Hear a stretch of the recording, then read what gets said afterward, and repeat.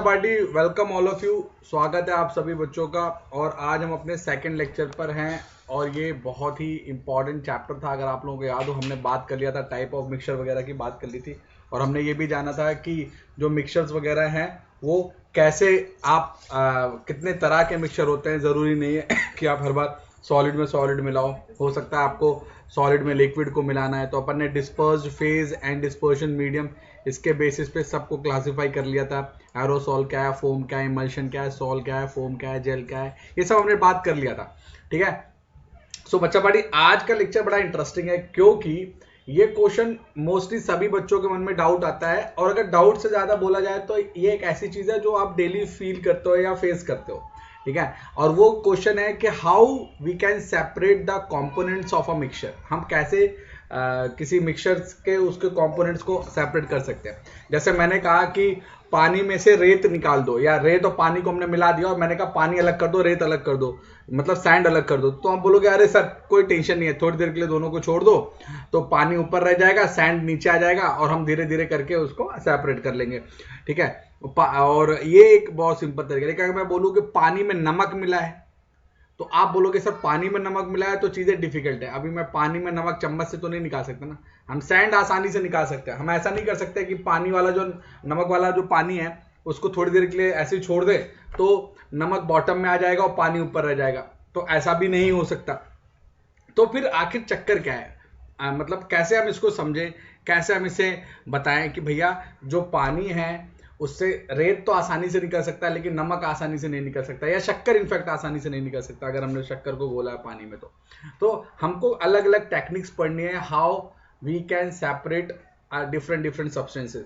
कुछ का सेपरेशन बहुत इजी रहेगा, कुछ का सेपरेशन थोड़ा डिफिकल्ट रहेगा। उन दोनों चीजों को हम आज डिस्कस करेंगे। ठीक है। तो पहला देखो क्या लिखा हुआ है, how can we obtain coloured component dye from a black ink. मतलब जो भी आप अभी देखो, अब आपको ये चीज थोड़ा समझना पड़ेगा यहाँ पे कि अगर मेरे पास मल्टीपल कलर के पेन है, मैंने कहा मेरे पास ब्लैक कलर का पेन है या ब्लू है, चलो ब्लू है, उसमें हमने रेड मिला दिया, ग्रीन मिला दिया, येलो मिला दिया, जितने भी कलर के पेन है सबको अगर आप इंक सबकी मिला दोगे ना तो लास्ट में आप देखोगे कि वो आपको ब्लैक कलर का दिखने लगेगा वो पार्ट। चाहो तो आजमा के देख लेना। If you just add all the colours at a point, all the ink at a point, you will definitely find that the entire picture or that particular point is absolutely black. ये आप notice कर लेना, आजमा लेना, कोई दिक्कत नहीं। ठीक है। अब क्या होगा, अगर आपको ये पता करना है कि इसमें क्या क्या है, कौन कौन सा कलर मिला है, तो क्या करो, जो जो कागज पे आपने इसको डाला था उस कागज को एक पैट्री डिश में रख के एक बॉइलिंग वाटर के ऊपर रख दो। तो क्या यहां से स्टीम जाएगी, है ना। अब जब स्टीम जाएगी तो स्टीम यहाँ पर जो कलर है, जैसे ये रंग है, इस रंग में ये जो आपको ब्लैक स्पॉट दिख रहा है इसमें सभी कलर मिले हुए हैं। अब क्या होगा, ये स्टीम जाएगी, इस कलर को घोल देगी, है ना। जब ये कलर को घोल देगी तो कंडेंस होके कलर नीचे गिरना शुरू होगा। तो यहाँ पर आपको बीकर में कलर दिखेगा, जो जो कलर मिले हैं इसके अंदर वो सब कलर दिखेंगे, अगर ब्लू है या ब्लैक है। अब आपके मन में डाउट आ सकता है कि सर ब्लू भी दिखेगा, ब्लैक भी दिखेगा, sorry blue black blue red green yellow सब अगर दिखेंगे तो फिर भी तो ये कंटेनर काला हो जाएगा। नहीं, हम बात कर रहे हैं शेड्स की। फिर सुनो बच्चों, हमने एक पॉइंट लिया, उस पॉइंट पर हमने सभी इंक को मिलाया। हमने जब सभी इंक को मिलाया तो वो पॉइंट हमें ब्लैकिश दिखने लगा। अब हमने क्या किया, उस ब्लैक पॉइंट को एक पैट्री डिश मतलब एक डिश समझ जाओ ना, एक तस्तरी समझ जाओ, एक प्लेट समझ जाओ जिसमें छेद है, ऐसी प्लेट जिसमें छेद है और उसके ऊपर हमने कागज रख दिया। कौन सा कागज, जिसपे हमने सभी इंक को डाला है, और नीचे से हमने पानी को उबाला। पानी को उबालेंगे तो स्टीम बनेगा, स्टीम जाएगा तो कागज से टकराएगा, है ना। कागज में क्या है, इंक है जो सूख चुकी है। तो अब वो जो स्टीम है उस पॉइंट पर जहां पर सभी कलर मिले हैं उसको डिसॉल्व करने की कोशिश करेगा तो वो रंग फैल जाएगा। तो जैसे रंग फैलेगा आपको शेड्स दिखेंगे। शेड्स मतलब होता है परछाई बोल दो या उसकी आभा। अभी शेड्स को हिंदी में और क्या बोलूं मैं, तो शेड्स मतलब जैसे होता है ना कलर शेड्स, वो आपको दिखेंगे। बस बन गई बात, तो आपको पता चल जाएगा। ठीक है। इस चीज का ज्यादातर इस्तेमाल फॉरेंसिक वाले लोग करते हैं। इसका ज्यादातर इस्तेमाल फॉरेंसिक वाले करते हैं और इसको क्रोमेटोग्राफी में क्लासिफाई किया जाता है। इस तरीके को क्रोमेटोग्राफी में क्लासिफाई किया जाता है। समझ में आया बच्चा पार्टी। सो क्रोमेटोग्राफी एक ऐसी टेक्निक होती है, आज से याद रखो, क्रोमेटोग्राफी एक ऐसी टेक्निक होती है जिसमें with the help of colour we separate substances, on the basis of colour we separate substances. समझ में आया बच्चा पार्टी? भूलना मत, तो कलर के बेसिस पे सेपरेशन होता है। क्लियर है? फिर से यहां पर एक बात और ऐड करना चाहता हूं मैं, सब बच्चे फिर से सुनो एक बात, कि जितनी भी चीजें आप अभी डिस्कस करोगे, चाहे वो कलर से रिलेटेड आप कुछ भी डिस्कस करो, लेट्स से कि आपने किसी कॉलम में कलर को डाल के रखा है, कॉलम मतलब पाइप में, या किसी पॉइंट पर कलर को डाल के रखा है, तो कॉलम क्रोमेटोग्राफी, डॉट क्रोमेटोग्राफी, ऐसे करके आप उसको अलग बोलोगे, लेकिन एक्चुअली है वो क्रोमेटोग्राफी। तो कलर से रिलेटेड कुछ भी एनालिसिस होगा क्रोमेटोग्राफी बनेगा वो, ठीक है? अच्छा, नाउ बच्चा party, let's talk about this, how can we separate cream from milk. अच्छा, ये बड़ा इंटरेस्टिंग है, क्रीम फ्रॉम मिल्क। क्यों इंटरेस्टिंग है? क्योंकि ये लगभग हर बच्चे ने देखा होगा, उसकी मम्मी ने या घर में दादी ने या नानी को उसने ये करते देखा होगा कि दूध में से क्रीम निकालते हुए, ठीक है? क्रीम का मतलब यहाँ पर हम बात कर रहे हैं जैसे दही वगैरह में होता है ना, अपन क्रीम निकाल लेते हैं और या बटर निकाल लेते हैं और छाछ बन जाता है, ठीक है ना, बटर मिल्क बन जाता है सॉरी। तो अगर मैं आपसे पूछूं तो आप बोलोगे सर वो मम्मी क्या करती है, मिक्सर में डाल देती है, या कोई बोलेगा सर मेरी दादी लेती है तो वो एक इस तरह का एक कुछ रहता है और उसको मम्मी है ना ऐसे शेक करती है, राउंड एंड राउंड घुमाती रहती है, तो इससे क्या होता है, जो भी है वो घुल जाता है। अब मैं पूछूं क्या करते हैं तो आपको ज्यादा क्लियर नहीं पता चलेगा। अब मैं बताता हूं क्या होता है। जो मिल्क है, पहले मिल्क को समझो। मिल्क बेसिकली क्या होता है? Milk is a colloidal solution, हमने शुरू में ही देख लिया था। किसका सोल्यूशन है? Milk is a colloidal solution of butter plus water. मतलब दो ही चीजें हैं। अब चक्कर क्या है, जो बटर के पार्टिकल है, कोलॉइड्स क्या होता है? कोलॉइड्स का जो साइज होता है वो 10 to the power -9 से 10 to the power -6 मीटर, मतलब 1 माइक्रो से 1 नैनोमीटर के बीच की मतलब उनका डायमीटर होता है। अब ऑब्वियसली हमें दिखाई तो देते नहीं, है ना? तो हम क्या करते हैं, जब हम इसको स्टेयर करते हैं, चाहे मिक्सर ग्राइंडर में करें, चाहे इस तरह से जो स्टेरर आते हैं उनका इस्तेमाल करें, कुछ भी करें, तो उससे क्या होगा, उससे क्या होगा कि जो पार्टिकल्स है, किसके particles? Butter particles. Butter particles की एनर्जी बढ़ती है, काइनेटिक एनर्जी। अब बटर पार्टिकल्स की काइनेटिक एनर्जी बढ़ेगी तो क्या होगा, जो छोटे छोटे बटर पार्टिकल्स हैं वो डिसॉल्व हो जाएंगे। क्या हो जाएंगे? डिसॉल्व, और छोटे हो जाएंगे। लेकिन आप जब उसको डिसॉल्व करोगे उसके बाद आप क्या करोगे? हाँ, वेरी गुड, आप उसको डिसॉल्व करने के बाद थोड़ी देर के लिए लीव करोगे। जब आप उसको छोड़ दोगे तो ये जो दो पार्टिकल अलग अलग हुए थे, अब ये दोनों जब कंडेंस होंगे तो ये दोनों मिल जाएंगे और एक बड़ा पार्टिकल बना लेंगे जो हमें दिखने लगेगा। तो जो पार्टिकल पहले छोटा था वो डिसॉल्व होकर बड़ा बना लेगा मिल के।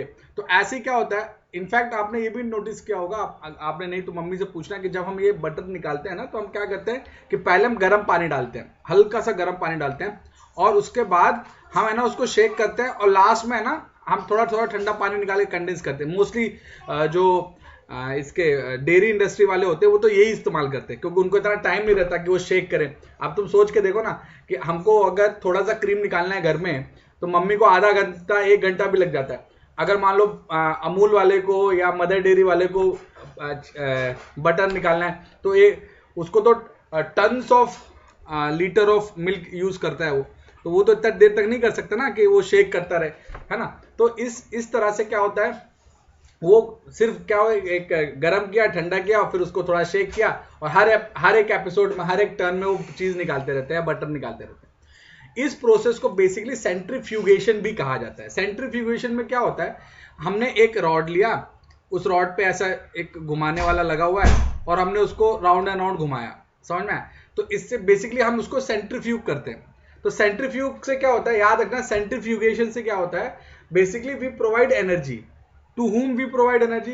We provide energy to the cheese particle or butter particles. When we provide energy to the butter particles, what happen eventually? दो चीज पार्टिकल्स होते हैं वो उस एनर्जी का मेल्ट होके वापस कंडेंस हो जाते हैं और हमको क्या मिल जाता है, कंडेंस पार्टिकल दिखने लगते हैं। बात समझ में आई है? क्लियर है? चलिए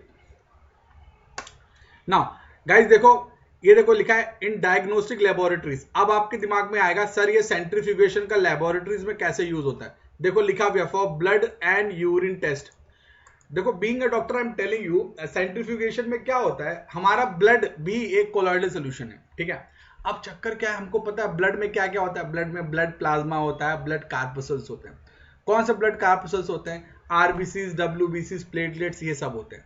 तो हम करते क्या हैं, हमने पेशेंट से क्या लिया, हमने एक टेस्ट ट्यूब ली, उस टेस्ट ट्यूब पे हमने ब्लड भर दिया, और एक बड़ी सी सेंट्रीफ्यूगेशन मशीन होती है, आपने देखी नहीं होगी, तो उस मशीन में एक क्लैंप बना रहता है, उस क्लैंप पे हमने इसको ऐसे फंसा दिया टेस्ट ट्यूब को।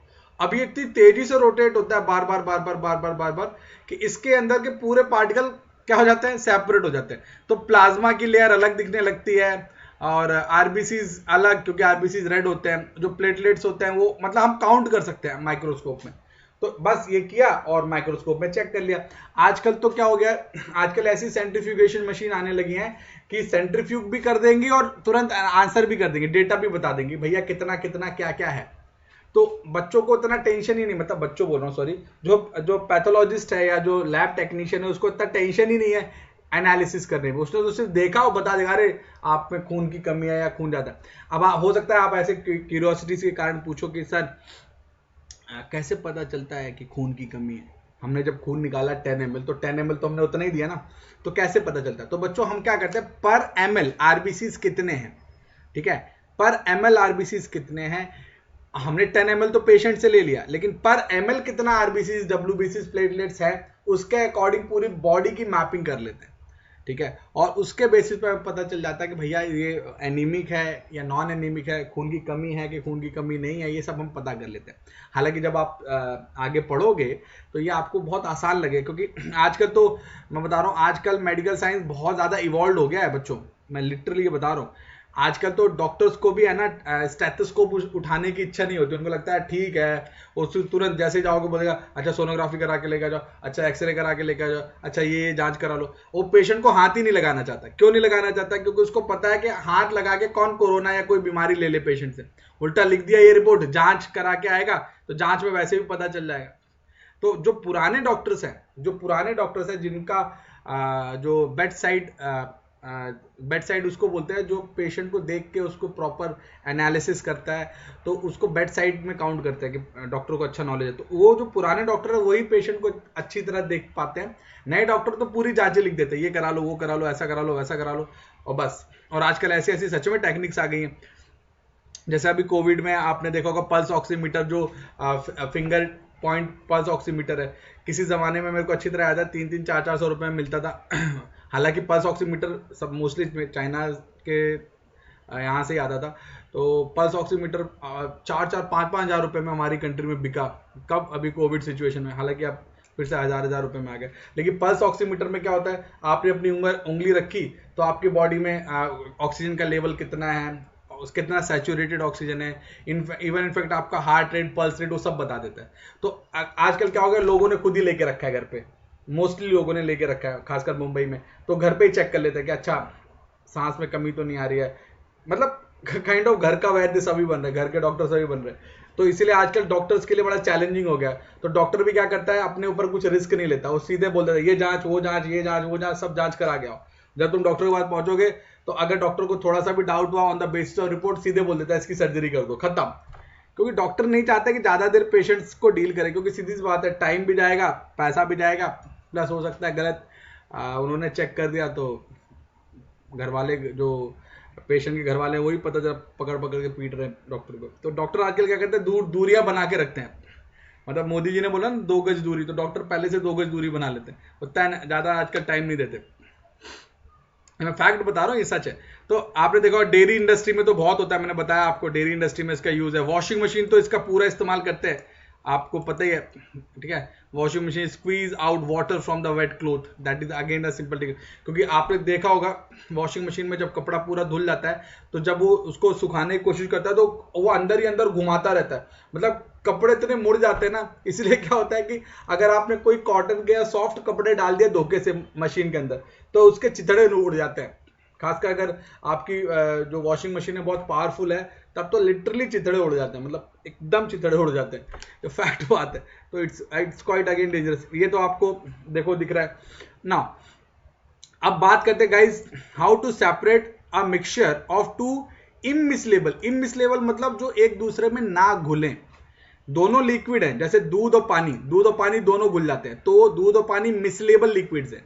लेकिन अगर मैं बोलूं पानी और तेल, तो पानी और तेल आपस में मिलते नहीं है। तो water and oil are immiscible liquids. So the liquids which do not get dissolve in and yeah, the liquid which do not get dissolved in each other, they are called immiscible, and which get dissolved or obviously dissolved, they are said to be miscible liquids. तो जैसे पानी और oil मैंने ले लिया इमिसलेबल liquids. अब एक interesting बात है, जो लिक्विड्स होते हैं ना, लिक्विड्स में एक बड़ी इंटरेस्टिंग बात है। क्या इंटरेस्टिंग बात है कि लिक्विड में जिसकी डेंसिटी ज्यादा होती है वो नीचे रहता है, और जिसकी डेंसिटी कम होती है वो ऊपर रहता है। अब पानी और ऑयल के केस में क्या होता है, ऑयल हमेशा ऊपर रहता है क्योंकि ऑयल की डेंसिटी कम होती है, और वाटर की डेंसिटी ज्यादा है इसलिए वाटर नीचे आ जाता है।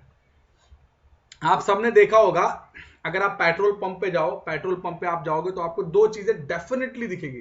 क्या दो चीजें डेफिनेटली दिखेंगी कि पेट्रोल पंप पे आपको एक बड़ा सा रेड कलर का एक है ना बकेट दिखेगा, ऑब्वियसली मेटल का बकेट रहता है, उसके अंदर सैंड भरा रहता है। ठीक है, ये क्यों रखते हैं, क्योंकि पेट्रोल पंप पे ऑब्वियसली ऑयल है। अब ऑयल है, अगर उस ऑयल में लग गई आग, फायर आ गया, ठीक है, तो अगर आपने उस पर वाटर डाला, ठीक है, तो आग और फैल जाती है। क्यों फैल जाती है, क्योंकि ये जो वाटर है, वाटर की डेंसिटी ज्यादा है, तो ये क्या करता है, ऑयल जो नीचे था उस ऑयल को ऊपर लेके आ जाता है, और ऊपर तो वैसे भी आग है तो आग और भड़क जाती है। तो इसीलिए जहां पर भी पेट्रोल पंप में आप जाओगे ना, तो वहां पर क्या होता है कि वाटर का इस्तेमाल नहीं करते, वो आइदर दे यूज सैंड और obviously there are fire extinguishers nowadays, तो हर जगह ये चल जाता है। तो अभी देखो, मान लो मैंने कहा कि साइश के पास क्या है, ऑयल है, कोई भी ऑयल हो सकता है। आप साइश ये मत बोलना कि सर पैराशूट ऑयल लूं कि कोई और ऑयल लूं, नवरत्न ऑयल, कोई भी ऑयल है, और उस ऑयल में अगर आपने मान लीजिए पानी मिला दिया, तो कुछ मत करो, बस दोनों को मिला दो तो वाटर नीचे आ जाएगा, ऑयल ऊपर चला जाएगा। ये कॉर्क, स्टॉप कॉर्क, इसको ओपन करो तो यहां से क्या होगा, पानी धीरे धीरे टिप टिप टिप टिप करके गिर जाएगा, टिप टिप गिरता पानी। ठीक है, जैसे पानी गिर जाएगा, यहाँ ऑयल जैसे गिरने वाला होगा, स्टॉप कॉर्क को बंद कर दो, तो पूरे में यहाँ ऑयल रह जाएगा, यहाँ वाटर पूरा इकट्ठा हो जाएगा। Is a very simple story, very simple thing, बहुत सिंपल है ये, समझ में आया? Now how can be separate mixture of salt and camphor. अब ये देख लो भाई, सॉल्ट एंड कैम्फर, बच्चा पार्टी याद रखना, एक शब्द यूज होता है जिसको बोलते हैं सब्लिमेशन। सब्लिमेशन, सब्लिमेशन क्या होता है, sublimation is a process when you heat a solid. आप किसी सॉलिड को हीट करते हो तो वो सॉलिड लिक्विड में कन्वर्ट ना होकर सीधे गैस में कन्वर्ट हो जाता है, समझ में? सॉलिड इज अ प्रोसेस, या sorry solid is a process बोला, आई एम रियली सॉरी, है ना। Sublimation is a process when a substance changes directly from solid to gas without changing into liquid. ठीक है, जैसे बहुत अच्छा एग्जांपल बता रहा हूं आप लोगों को, आप सबने देखा होगा कि मम्मी है ना हमेशा बारिश के सीजन में एक व्हाइट कलर की बॉल्स, नैफ्थलीन बॉल्स जिसको बोलते हैं, यूज करेंगे कपड़ों में डालने के लिए, क्योंकि नैफ्थलीन बॉल्स सॉलिड रहती है और वो धीरे धीरे खुद ही गैस में कन्वर्ट हो जाती है, और वो एक फ्यूम क्रिएट करती है काइंड ऑफ, है ना, जो अपन को ऑब्वियसली दिखता नहीं है लेकिन उसकी स्मेल आपको पूरी फील होगी। उसमें कीड़े मर जाते हैं, जो टर्मिट्स वगैरह होते हैं, जो कीड़े होते हैं, बरसाती कीड़े, वो मर जाते हैं उस स्मेल से। ठीक है, या आपने देखा होगा कि कैम्फर एक बहुत अच्छा एग्जांपल है। आपने देखा होगा, पूजा करो, आप कभी पूजा करते समय अगर आप कैम्फर जला रहे हो, कपूर जला रहे हो, तो कपूर को आप जलाओगे तो कपूर मेल्ट नहीं होता जलते समय, सीधे सॉलिड से सीधे गैस, ऐसा नहीं हो कि जल के लिक्विड में कन्वर्ट हो रहा है ना। या आप इनफैक्ट कोई भी, जैसे ओडोनिल आता है ना, ओडोनिल भी आप देख सकते हो, या आपने कार वगैरह में कुछ जेल आते हैं, कार के ना परफ्यूम्स वगैरह आते हैं, जेल आते हैं, उसमें भी आपने देखा होगा कि वो सॉलिड रहता है, धीरे धीरे वो गैस में कन्वर्ट हो जाता है। तो आई बिलीव ये सब चीजें ऐसी है जो आपने यकीनन देखी होंगी, यकीनन आपने देखी होंगी, यकीनन आपने आजमाया होगा। अब यहाँ पर बात आती है कि इस प्रोसेस को बोलते क्या है, दिस इज कॉल्ड सब्लिमेशन। और जो सब्सटेंस ऐसा परफॉर्म करते हैं उनको सब्लिमेटिंग मटेरियल कहते हैं। ठीक है, कौन कौन से सब्लिमेटिंग मटेरियल होते हैं? कैम्फर आपके सामने है, कैम्फर होता है, अमोनियम क्लोराइड होता है, नैफ्थलीन होता है, एंथ्रासिन होता है। नैफ्थलीन का स्ट्रक्चर मैं बना रहा हूँ क्योंकि मुझे बड़ा अच्छा लगता है नैफ्थलीन बनाने के लिए। ये दिस इज नैफ्थलीन, ठीक है, इसमें अगर OH लगा दोगे तो नैफ्थॉल हो जाएगा, ये नैफ्थलीन है, और दिस इज एंथ्रासिन। मेरे को बचपन से ये याद है, मतलब अभी तक भूला नहीं, क्योंकि मुझे अच्छा लगता है 3 बेंजीन, 1 बेंजीन, 2 बेंजीन, 3 बेंजीन ऐसा लगता है। तो ये दिस इज एंथ्रासीन, ठीक है, ये एंथ्रासीन है और ये नैफ्थलीन है, ठीक है। चलिए, अब अगर आपको सेपरेट करना है तो क्या करो, कुछ मत करो, एक एक इस तरह से आप फनल ले लो, है ना, उस फनल को उल्टा रख दो। फनल मतलब जैसे ये इस तरह का फनल है, इस तरह का, ये ऐसा फनल है, ठीक है, इस तरह का एक फनल है, ठीक है। अब इसको उल्टा कर दो और यहाँ पर जो भी चीज मिक्सचर है, जैसे मान लो आपने यहाँ पे सॉल्ट मिलाया है, देखो कैम्फर भी सफेद होता है, सॉल्ट भी सफेद होता है, तो आप कलर देख के तो सेपरेट कर नहीं सकते। अब आप क्या करो, गरम करो, तो गरम करोगे तो क्या होगा, कैम्फर के वेपर्स बन जाएंगे और बन के यहाँ पर सूख जाएंगे, है ना, और यहाँ पे बाद में सिर्फ नमक बचेगा। तो क्या हुआ, नमक तो वेपर बनने से रहा, नमक वेपर बनेगा नहीं, लेकिन कैम्फर वेपर बन के। और याद रखना यहाँ पे कॉटन प्लग जरूर लगाना, अगर आप यहाँ पे कॉटन प्लग नहीं लगाओगे तो पूरा कैम्फर यहाँ से निकल जाएगा, समझ में। तो कैम्फर यहाँ पर रुक जाएगा और यहाँ पर भाई साहब आपको सॉल्ट सेपरेट हो जाएगा। It's a very simple thing. So this is sublimation, और ये बहुत ही आसानी से किया जाता है process. Now is the dye in black is single colour. अब ये देखो वही चीज अपन से फिर से पूछ रहे हैं कि क्या ये सिंगल कलर होता है। ये देखो यहाँ पे फिर से बात आ गई, स्पॉट ऑफ इंक। अगेन देखो ये क्रोमेटोग्राफी है, ये क्रोमेटोग्राफी है। ऊपर वाले एग्जांपल में देखो उन्होंने क्या किया था, अगर आपने ध्यान दिया हो, ये भी क्रोमेटोग्राफी था। कलर कहीं पे भी आ गया, ठीक है, इन्होंने इवेपोरेशन से समझाने की कोशिश की, बट अगर कलर इन्वॉल्व है बच्चों, क्रोमेटोग्राफी, ठीक है। हाँ, ये बात जरूर है, आप हमेशा याद रखना, क्रोमेटोग्राफी जैसे यहाँ पे आपको ये डॉट क्रोमेटोग्राफी दिखा रहा है, देखो उन्होंने वही किया जो मैंने आपको बताया था, एक स्ट्रिप ले ली, उसमें बहुत सारे कलर मिला दिए, अब उसको उन्होंने वाटर में डाल दिया तो रंग फैलेगा, है ना। अब जैसा जैसा रंग फैलेगा मतलब उसमें वो कलर मिले हुए थे। मैं बता रहा हूँ, जैसे तुम लोगों का ना बता रहा था, बीच में मैं रुक गया। जैसे आप लोग देखा होगा ना टीवी पे वो सीआईडी आता था, और सीआईडी में डॉक्टर सालुंके था, तो डॉक्टर सालुंके क्या करता था, एक स्कैल्पल लिए रहता था, और कहीं पर भी है ना उसको रेड कलर का कुछ दिखता था, स्कैल्पल से खरोच के उसको एक छोटे से डिश में ले लेता था। फिर है ना जब बोलता था, फिर ऐसा बोलता था कि यार ये तो पान की पिचकारी है। तो मतलब वो है ना, रेड कलर का पान का पिचकारी भी होता है, रेड कलर का खून भी होता है, तो दोनों जब सूख जाएंगे तो एक जैसे दिखेंगे ना। तो वो कैसे पता कर लेता कि पान का पिचकारी या ब्लड ही नहीं है। अरे पान के पिचकारी में थोड़ा ना आरबीसी डब्ल्यूबीसी प्लेटलेट्स मिलेंगे, तो रेड कलर है तो इसका मतलब तो वो क्या करता था, लेता था उस कलर को चेक करता था, फिर जब वो डिजोल्व करता उसको पता चलता था भाई कि किसमें कौन सा कलर आना चाहिए। या मान लो ब्लड भी है तो ब्लड से पता चल जाता था कि आरबीसी है, डब्ल्यूबीसी है, प्लेटलेट्स है, क्योंकि आरबीसी डब्ल्यूबीसी प्लेटलेट्स इनकी एक सर्टेन एज होती है, ठीक है। एज के साथ साथ ये भी पता चल जाता है। कई बार तो ऐसा भी होता है कि ब्लड कितना पुराना है उसके बेसिस पे ही पता चल जाता है कि यहाँ पर जो ब्लड गिरा है कब गिरा है। ऑब्वियसली ब्लड जब गिरता है तो ऑब्वियसली वुंड होगा, बिना चोट के खून तो निकलेगा नहीं, तो चोट कब लगी उसका भी अंदाजा लग जाता है कई बार ब्लड से। मतलब ये फॉरेंसिक वालों के लिए बहुत आसान बात है। आजकल तो साइंस बहुत ज्यादा इवॉल्व हो चुका है। Now, how can we separate a mixture of two miscible liquids? अब देखो चमत्कार, अब miscible liquids, अभी अपन ने immiscible liquids लेते अब miscible ले लिया। सबसे अच्छा एग्जांपल मैं आपको बता रहा हूं बच्चों, सबसे अच्छा एग्जांपल इसलिए क्योंकि ये बहुत बहुत ही अच्छा एग्जांपल, अल्कोहल एंड वाटर, पानी और शराब। पानी और शराब के मिक्सचर को हमें सेपरेट करना है, समझ में आया? पानी और शराब के मिक्सचर को अगर हमें सेपरेट करना है तो सॉरी सबसे बेस्ट तरीका कहलाता है डिस्टिलेशन।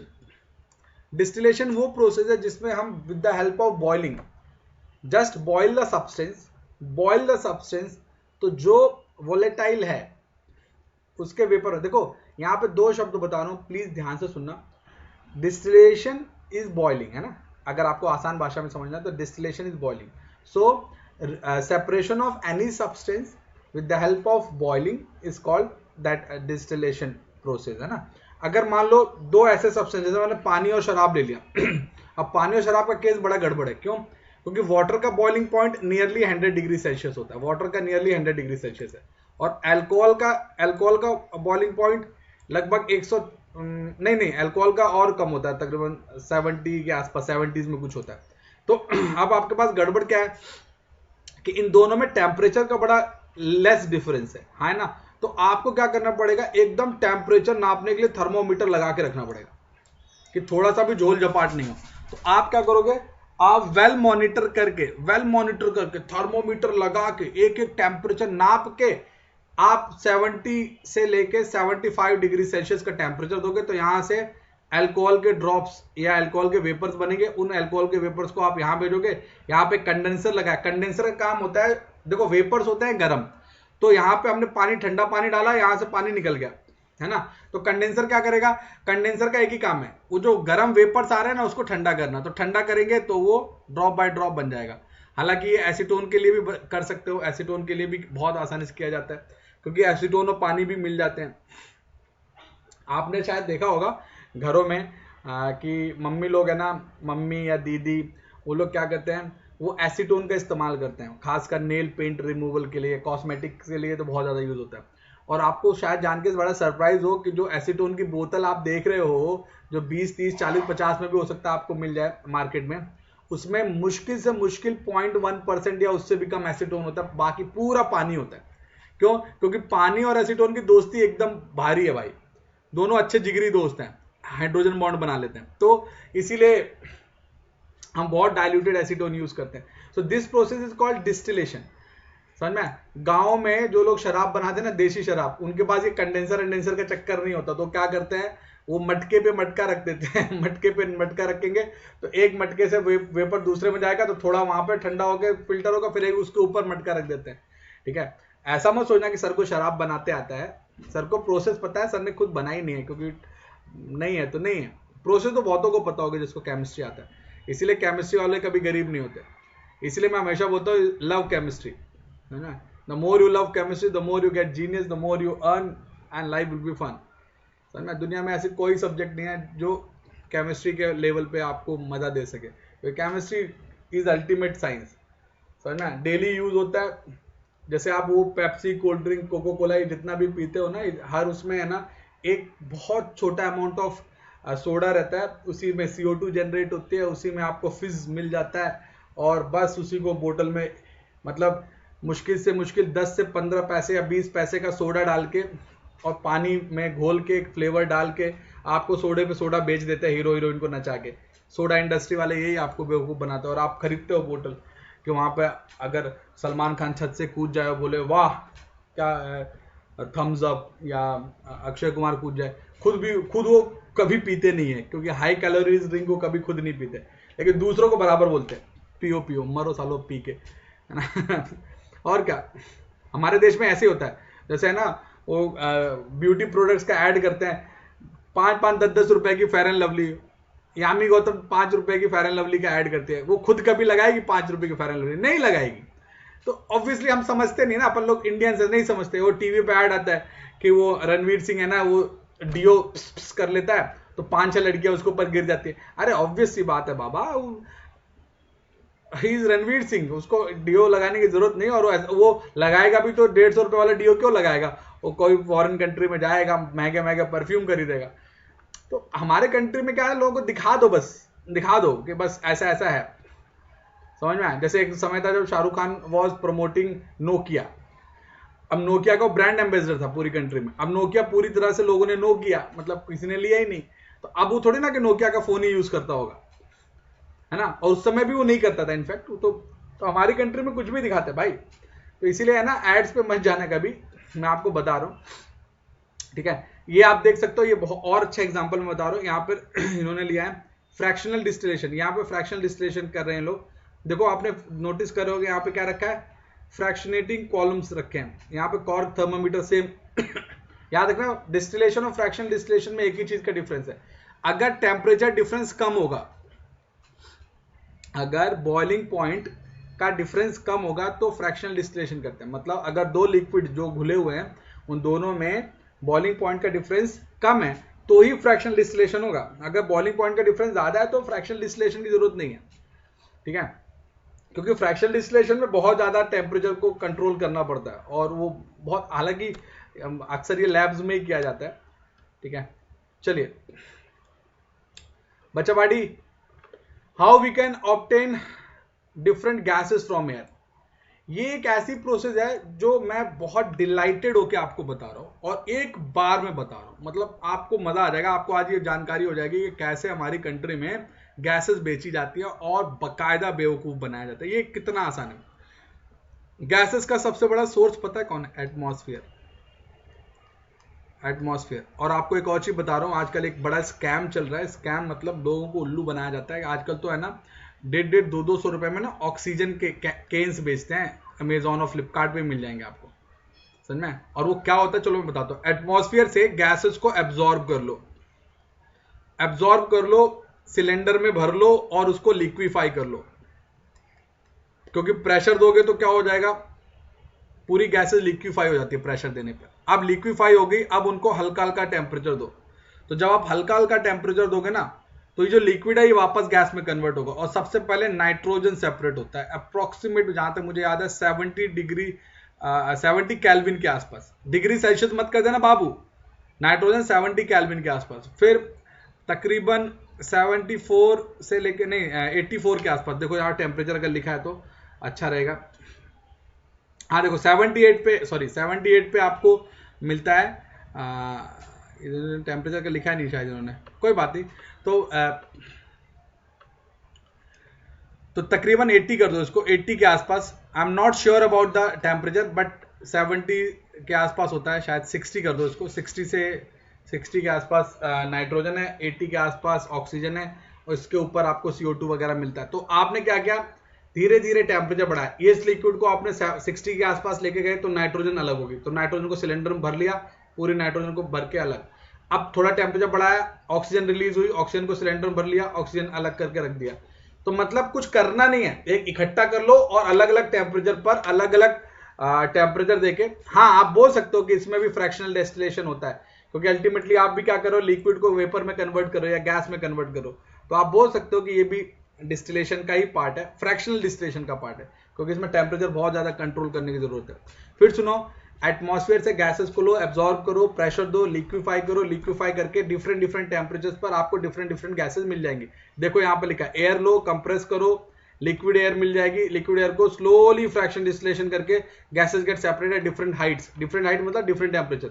और ये देखो इन्होंने सेल्सियस में दिया है, बच्चा पार्टी सेल्सियस में दिया है, आप लोग ध्यान से देखो, है ना। मैंने शायद टेम्परेचर लिखने में गड़बड़ की है, तो that is why I am saying this कि आप लोग टेम्परेचर ध्यान से देख लेना, क्योंकि उसका एग्जैक्ट डेटा मुझे याद नहीं है। सेल्सियस का डेटा ये लिखा हुआ -196, -186, -183। वही मैं जो बोल रहा था, नियरली 60 से 70 आसपास का ही डेटा मैंने आपको दिया है। चलो कर ही लेते ना यार, 273 -196, अभी हो जाएगा दूध का दूध पानी का पानी। 13 6 तो आ गया 9, 13 में से 6 जाएगा तो कितना आएगा, 7 आएगा ना, 7 और ये हो गया 6, तो 6 में से 16 बोल दो उसको, तो 16 में से 9 जाएगा तो आएगा 7, अल्लाह 77। ला हमने कितना रखा था, 60 का, पहले अपने 70 रखा था, तो 70 was good, actually 70 was good. ये 70 से लेके 77 के आसपास होता है, और ये 94 95 के आसपास होता है, ठीक है। बस देखो वही है, ये देखो एयर लिया, प्रेशर दिया, लिक्विड बनाया, हॉट एयर, यहां से उसको फ्रीज किया, ठीक है। फिर उसको धीरे धीरे कंप्रेस किया, अलग अलग टेम्परेचर पे आपको अलग अलग, देखो लिक्विड ऑक्सीजन, लिक्विड नाइट्रोजन, हर गैस सेपरेट हो जाती है, ठीक है। Now guys we have to discuss how can we obtain pure copper from the impure sample. So guys ये अपन अगले लेक्चर में डिस्कस करते हैं, थोड़ा सा ये चैप्टर बाकी है, हम इसको डिस्कस करेंगे and we complete this chapter बच्चा पार्टी। तो मुझे उम्मीद है आप लोगों को समझ में आया हो, ठीक है। मिलते हैं अगले लेक्चर में बच्चा पार्टी, ठीक है, और will talk more about this. तो चलो बाय बाय करते हैं, है ना। तो अपना ध्यान रखो, bye guys, bye, take care, bye everyone.